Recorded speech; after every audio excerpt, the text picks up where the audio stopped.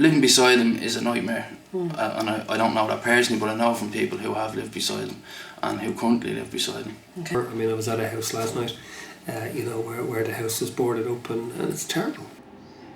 There's a lot of antisocial, so it can be stressful. There's two boarded up houses beside me now for about a year and a half, which I think it's too long.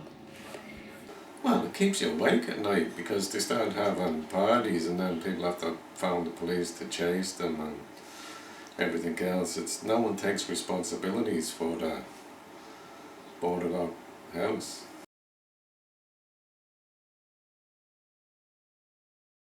Boarded up houses tend not to be tidy and clean. It does create a poor image. With the gangs that will be there, it's a place where they can hang out. That's what I think, really. The one over the back of me is now being used as a dump. They're in there drinking, smoking, smashing bottles, and it's just becoming a rat's nest. It can cause antisocial behaviour because it can attract youths with nowhere to go. They start hanging around it, they may try to get into it, break it up.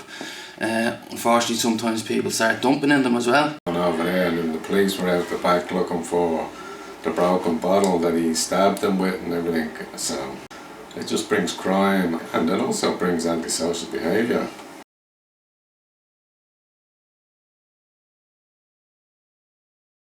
The unfortunate message it sends out is that the authorities don't care, and that might lead to children growing up feeling disenfranchised from an early age, thinking that they've been forgotten about. And that obviously has knock-on effects where, unfortunately, some kids, if people think they're being treated like that, they won't have respect for the authority then themselves, and that would have a knock-on effect maybe to the Gardaí and other things like that too, Kids hanging around, like they'd be throwing stones and stuff like that, and I think kids do copy each other and stuff. Well, that's a very negative message, you see, and they go to school, and for one reason or another, lots of families send their children to other areas for schooling. That's another issue, and they then meet friends and go home, after school to friends, and they discover that their roads are different, and that's wrong.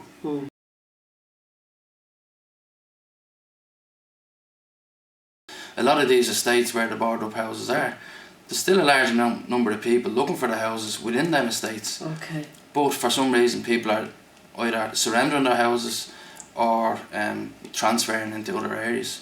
That people don't want to live around here, basically, because there's so many boarded up. I mean, there's so many homes, you wouldn't think there'd be that many boarded up. They don't want it to do it. You take that house, you take it as it is. Here's a better one for you. You come up to view that house. They won't let you into the house. The big housing issue around here is transfers. Just opened McWilliam down there, and they've offered the people in these houses resettlements, so they've actually created the problem. So for every winner there's a loser. Why is there so many houses? Why is there so many people homeless?